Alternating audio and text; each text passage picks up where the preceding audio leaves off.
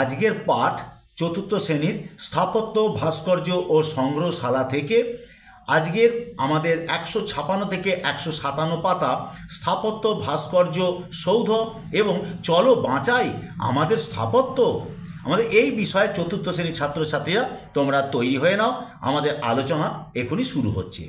প্রশ্ন: পোড়া মাটির শিল্পকে কি বলে? পোড়া মাটির শিল্পকে টেরাকোটা বলে। কোনো মানুষের স্মৃতিতে যে স্থাপত্য করা হয় তাকে কি বলে? কোনো মানুষের স্মৃতিতে যে স্থাপত্য কাজ করা হয় তাকে স্মৃতিসৌধ বলে। তাজমহল কোথায় অবস্থিত? ভারতবর্ষের আগ্রায় তাজমহল অবস্থিত। স্থাপত্যের কয়েকটি উদাহরণ দাও। স্থাপত্যের কয়েকটি উদাহরণ হলো কোণারকের সূর্য মন্দির, দিল্লির জামা মসজিদ, বিষ্ণুপুরের রাসমঞ্চ প্রভৃতি। স্থাপত্য কাকে বলে? পুরানো দিনের বাড়ি, মন্দির, মসজিদ, গির্জা প্রভৃতিকে এক কথায় স্থাপত্য বলে, যেমন বিষ্ণুপুরের রাসমঞ্চ। এরপর প্রশ্ন: ভাস্কর্য কি? পাথর বা অন্য কোনো কিছুর গায়ে খোদাই করে নকশা মূর্তি ফুটিয়ে তোলাই হলো ভাস্কর্য, যেমন অজন্তা ইলোরার গুহাচিত্র। তাহলে এই যে প্রশ্নগুলোর উত্তর এমনভাবে বোঝানো হয়েছে, লেখা হয়েছে যে এগুলিকে তোমরা পড়লেই তোমরা বুঝতে পারবে যে এইটার অর্থ কী, বা বুঝতে কোনো অসুবিধা হবে না। সৌধ কাকে বলে? সৌধ কাকে বলে? পুরানো দিনের বাড়ি, মন্দির, মসজিদ, গির্জা প্রভৃতিকে এক কথায় স্থাপত্য বলে। সৌধ এক প্রকার স্থাপত্য, তবে বিশেষ এই যে এর সঙ্গে কারো না কারো কোনো স্মৃতি জড়িয়ে থাকে। তাহলে দেখা যাচ্ছে যে সৌধ কিন্তু এক প্রকার স্থাপত্য, তবে বিশেষ একটা বৈশিষ্ট্য আছে, এর সাথে কারো না কারো কোনো স্মৃতি জড়িয়ে থাকে। তাজমহল সৌধ কেন?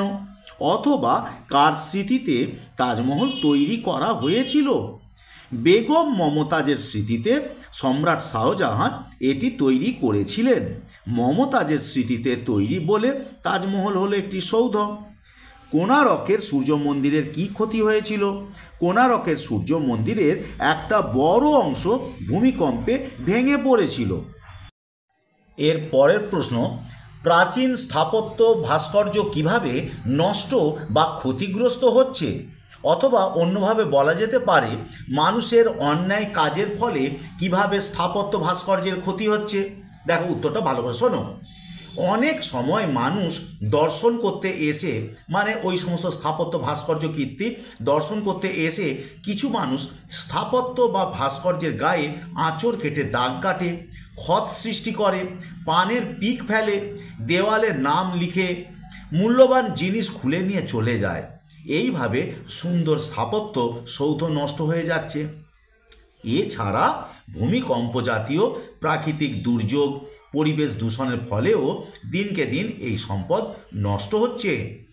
এরপরে প্রশ্ন: কোন কোন প্রাকৃতিক কারণে স্থাপত্যের ক্ষতি হয়? দেখো আবার সেই প্রশ্নটা এখানে চলে এসেছে অন্যরকমভাবে। রোদ, বৃষ্টি, ঝড়, ভূমিকম্প, বজ্রপাত প্রভৃতি প্রাকৃতিক কারণে স্থাপত্যের ক্ষতি হয়। এর পরের প্রশ্ন: মানুষ কিভাবে স্থাপত্যের ক্ষতি করে? দেখো এই যে প্রশ্নগুলো বিভিন্নভাবে দেয় বলেই ঘুরিয়ে ফিরিয়ে তোমাদের বলছি। অতএব একটা প্রশ্ন যদি করো তাহলে তার উত্তর কিন্তু অনেকগুলো ক্ষেত্রে তুমি ব্যবহার করতে পারবে। মানুষ কিভাবে স্থাপত্যের ক্ষতি করে?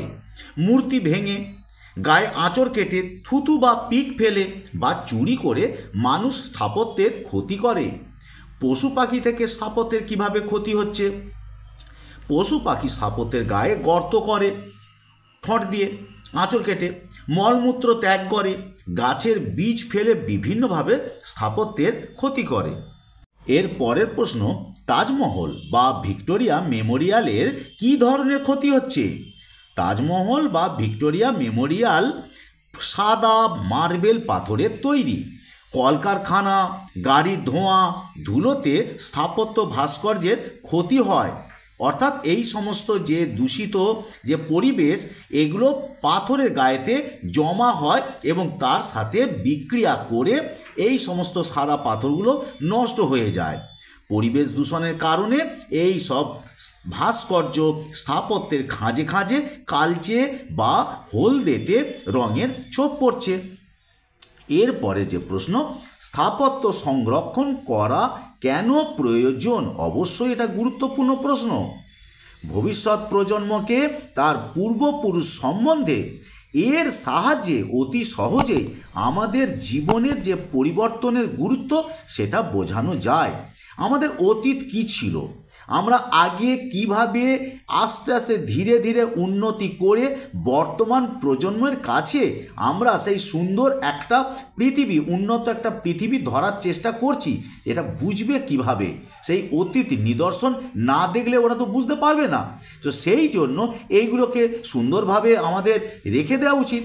তাই ভবিষ্যৎ প্রজন্মের সুবিধার জন্য সভ্যতার বিকাশে স্থাপত্যের সংরক্ষণ করা আমাদের কাছে খুবই গুরুত্বপূর্ণ। এই যে প্রশ্নটি, এই প্রশ্নটার উত্তরটা একটু অন্যভাবে চিন্তা করতে হবে। কেননা এটাকে ভাবতে হবে যে সত্যি না, ওগুলো যদি নাই থাকে তাহলে কি অসুবিধে, কত কি হারিয়ে গেছে, যেগুলো হারিয়ে গেছে ধরে রাখতে পারিনি, আমাদের সেগুলোকেই ওই যে ভুল থেকে আমাদের শিক্ষা নিতে হবে যে অনেক কিছু জিনিস সংরক্ষণ করে রাখা উচিত। ভবিষ্যৎ প্রজন্মকে অনেক কিছু জিনিস বোঝাতে গেলে এই সহজ সরল পদ্ধতি চোখের সামনে সেগুলিকে উপস্থাপন করা। তাহলে আমি আজকের এই পাঠ শেষ করলাম। পরবর্তী দু একটা অংশ আছে, হলেই আমাদের সম্পূর্ণ বিষয়টি সম্বন্ধে আলোচনা হয়ে যাবে, অধ্যায় সম্বন্ধে। তাহলে আজকে বন্ধুরা এই পর্যন্ত।